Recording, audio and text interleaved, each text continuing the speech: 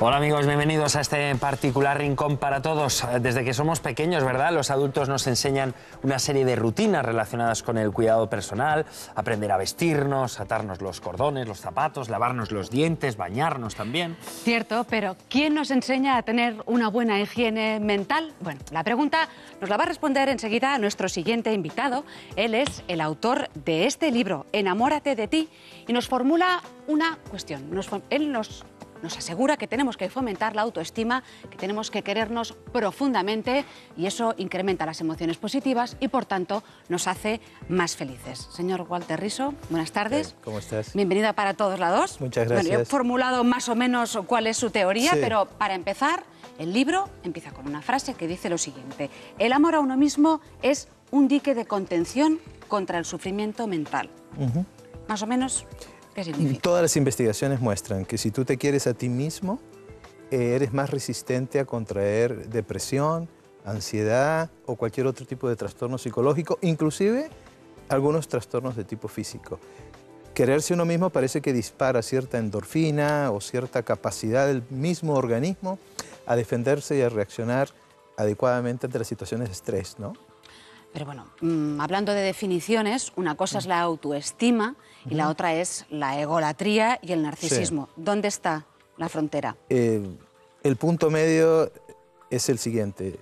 En el extremo del narcisismo están las personas que se quieren a sí mismas de manera exagerada. Es decir, ¿exagerada qué es? Egocéntricas, es decir, que no te escucho, que todo gira a mi alrededor. Ególatra, que me rindo pleitesía a mí mismo. Y egoísta, que quiero todo para mí. Eso genera una actitud de grandiosidad, porque uno es capaz de relacionarse con los otros. En la autoestima la gente se quiere a sí misma, conoce su propia insuficiencia, que es lo que el narcisista no hace, y es capaz de desarrollar compasión. Es decir, tu dolor me duele y tu alegría me alegra, me conecto contigo, ¿no es cierto? Entonces ese punto medio es muy importante porque en la educación, por evitar quizás que los niños sean narcisistas o que se quieran más de la cuenta, a veces apretamos tanto el cinturón que dejamos por fuera una autoestima razonable, ¿no? Si yo no me quiero, nadie me va a querer. Razonable, usted ha dicho Sí. razonable. Entonces, ¿cómo puede mejorar eso nuestra vida? Tenemos que estar calibrando constantemente. No, porque uno cuando empieza, digamos que uno empieza a funcionar en la autoestima descubriendo que uno no se debe maltratar, ¿sí? Descubriendo que no me debo insultar a mí mismo, descubriendo que no tengo que ponerme metas inalcanzables, sino metas de acuerdo a mis capacidades. Una autocrítica razonable. ¿Qué es una autocrítica razonable? Si ahora tumbo este vaso, no decir soy un estúpido, sino fui torpe, ¿de acuerdo? O me equivoqué, ¿sí? No decir que soy un fracasado, no lo hice bien, no soy un cerdo, comí mal. Cuando buscamos calificativos que afectan mi valía personal como una totalidad y no mi conducta, es que me estoy castigando. Lo primero que hay que hacer es no castigarse. Felicitarse si uno hace bien las cosas. Descubrir de que si uno se cuelga sus propias medallas, uno no está pecando de alaraca. Ojo con la falsa modestia, ¿no? Porque nos enseñan a veces a negar nuestras propias capacidades, nuestras propias fortalezas. Es más, cuando una persona tiene autoestima, se considera merecedora. Entonces, si tú te consideras merecedor, no vas a elegir una mala pareja. Vas a elegir a alguien que le venga bien a tu vida. Vas a buscar cosas que tú mereces. En el fondo, si escarbamos todavía más, encontramos autorrespeto y dignidad. Esas son las dos cosas que están siempre. Porque entonces, ¿qué ocurre? ¿Que nos queremos poco? ¿En general nos queremos poco? En general nos queremos poco. Las investigaciones muestran que la mayor, y esto puede sorprender a alguien, la mayor autoestima está alrededor de los 60 años. Esas son las investigaciones. A los 60 años es como si alguien dijera, bueno, ya no me importa tanto lo que piensan de mí, ya no tengo tantas necesidades en términos psicológicos. Bueno, y se calcula que el 30% de la población no se quiere a sí mismo. Y los casos patológicos pueden llegar a ser del 15-20%. O sea, estamos diciendo entonces que es un problema de salud pública, ¿no? Es decir, uno podría educar a los niños en la autoestima y hacer campañas de autoestima, ¿no? Así como hacemos campaña contra el tabaquismo, hacer campaña contra el autocastigo, ¿no? Porque una persona, por ejemplo, también se puede dar la circunstancia de que una persona no se quiera a sí misma y sea capaz de querer a los demás. ¿Eso es posible? No, no es posible. ahí tendría una conducta prosocial, diríamos, tendría una conducta altruista, pero amar al otro implica reconocer al otro como un ser humano, es decir, yo no puedo dar lo que yo no tengo, ¿sí? Es como si tú me amaras, ese amor llega a mí, me refracta, yo lo tomo y digo, uy, me amas, qué rico, pero si no me quiero a mí mismo voy a decir, tienes mal gusto, es imposible que me ames, no te voy a creer. Una persona que no se quiere a sí misma puede tener una vida de sacrificio hacia los otros, ¿sí? Eso no es amor. No, amor es ser capaz de ver en el otro un interlocutor válido, defender los derechos de los otros e, insisto, una transferencia del dolor, que tu dolor me duele. Unamuno, cuando era viejito, decía, cuando le acaricio las piernas a mi mujer ya no siento nada, pero si le duelen sus piernas me duelen las mías. Esa transferencia es el amor, ¿no es cierto? Es el ágape, es la ternura, es la preocupación, ¿no? Usted afirma que la autoestima hay que cultivarla, hay que realmente trabajarla. ¿Sabemos educar a los niños en la autoestima? Porque si uno le dedica muchos mimos o muchos cuidados, también se corre el riesgo de que se conviertan en pequeños dictadores, ¿no? Claro, claro. Es que yo creo que lo primero que hay que hacer es, cuando mis hijas eran chiquitas y estaban en el kinder y pintaban las casitas con colores y se pasaban de la raya y decían, ay, qué estúpida que soy, lo debería haber hecho mejor, y se castigaban. Yo las regañaba por eso. A mí no me importa que manchen la pared o tumben un jarrón, sino que no se insulten. Lo primero que hay que hacer con los niños es enseñarle a que no se maltraten psicológicamente. Lo primero que hay que hacer con los niños es entender de que si ellos son merecedores de cosas positivas y cosas buenas, y entonces que no se pongan metas inalcanzables. Fíjate que con la posmodernidad es busca el imposible para encontrar lo posible. Yo digo que si buscas lo imposible te va a ir mal. Busca lo posible, es más fácil, parte de tus verdaderas fortalezas. Enseñarle a un niño que tiene que perder a veces, a manejarle la frustración, ¿de acuerdo? Perdiste, pero perdiste una vez, te caíste una vez, 2 veces, eso no afecta a tu valía personal, ¿sí? Enseñarle a que se den gustos y a que se autoelogien, es muy importante, ¿sí? Te felicito, Walter, lo hiciste bien, ¿sí? Ahora, si uno se da un beso en público no se ve bien, pero en privado se puede hacer. Lo que pasa es que eso es lo que ocurre, que la autoestima tiene mala prensa. Sí, tiene mala prensa y por eso este discurso es políticamente incorrecto, porque nos molesta a la gente que se quiere mucho. Mira, es más, nos molesta la felicidad, ¿sí? Si vamos más allá. Si vemos una persona muy alegre, la mandamos donde el psiquiatra, porque pensamos que le está pasando algo raro.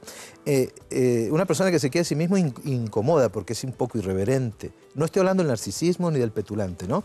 Los buenos líderes a nivel mundial se quieren a sí mismos. Yo no me imagino a un Martin Luther King no queriéndose a sí mismo. Yo no me imagino a un Jesús no queriéndose a sí mismo, o un Buda diciendo no sirvo para nada. Es decir, los grandes líderes se quieren a sí mismos. El problema es que cuando tú te quieres a ti mismo, eres seguro, eres consecuente, coherente, piensas, sientes, actúas para un mismo lado, defiendes tus derechos, marcas líneas rojas, a la gente la vas a confrontar, ¿sí?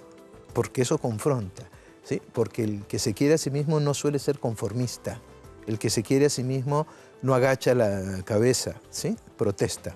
Tiene un espíritu de rebeldía saludable y eso confronta, ¿sí? Entonces no nos gusta que alguien funcione como un espejo, ¿no? Y por eso tiene mala prensa, pero esa mala prensa hay otra prensa también que se le puede hacer positiva, ¿no? Usted lo que dice en su libro también es que nos autocastigamos en exceso, incluso, pues bueno, conoce a gente que se odia a sí misma. Sí. Vamos al otro extremo. Sí. ¿Qué podemos hacer para no llegar a ese punto? Yo creo que lo más importante es la gente que se odia a sí misma termina depresiva, ¿de acuerdo? Porque lo que caracteriza la depresión es la autodestrucción del yo. Por eso a veces tenemos conductas suicidas y conductas de autoeliminación. Odiarse a uno mismo es una pesadilla porque uno tiene que cargarse a uno mismo. ¿Cómo escapo de mí mismo? Es imposible, me tengo que aguantar y soportar. Pero cuando las cosas no te salen bien, exacto, uno tiene un diálogo con uno mismo. Exacto, a eso voy. Se machaca, ¿no? Claro. Entonces, la persona que se odia a sí misma tiene una lupa gigantesca donde se autoobserva y ve más los errores que los éxitos, ¿sí? Me fue bien en el examen. Es que el examen estaba muy fácil. En cambio, la gente que se queda a sí misma, ¿me fue bien en el examen? Sí, porque soy genial, porque me fue muy bien en el examen, porque estudié mucho. Entonces, la persona que se odia a sí misma siempre lo ve todo negativo, tiene que empezar a ver más las cosas positivas, ¿sí? No puede, la persona que se odia a sí misma nunca se genera placer a sí mismo, nunca se da un gusto. Vas a ver personas amargadas como esas que no se dan gusto, ¿sí? Es decir, por ejemplo, que no se compran una camisa que les gusta aunque tengan el dinero, que no se comen un postre, que no dicen, no, me voy a escapar y me voy a comer una banana split doble con doble crema o unos bombones que nos ofrecieron. Con todo, todos los extras. Con todos los extras. Entonces la persona que se odia a sí misma, al no sentirse merecedora, se priva del autoelogio, se autocastiga porque no se quiere, ¿sí? Se exige más de la cuenta y no se da gusto. Entonces yo diría que el mejor antídoto contra el odio personal, ¿sí?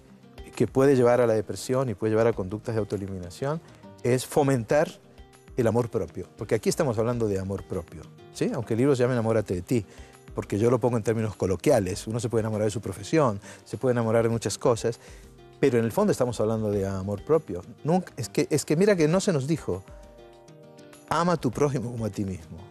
Eso es lo que se nos dijo, perdón. No se nos dijo, ámate. No, siempre el punto de referencia fue uno mismo, porque el amor empieza por casa, ¿no? Insisto en ese punto. Usted dice también que la felicidad no es una estación a la cual hay que llegar, sino que es una manera de viajar. No es el objetivo final, sino que es una manera de viajar. Entonces, tendremos que aprender a la fuerza a ser flexibles. Exactamente. Pero eso, ¿cómo es uno flexible con uno mismo? Pues uno se tiene... Pensemos en la autoimagen, por ejemplo.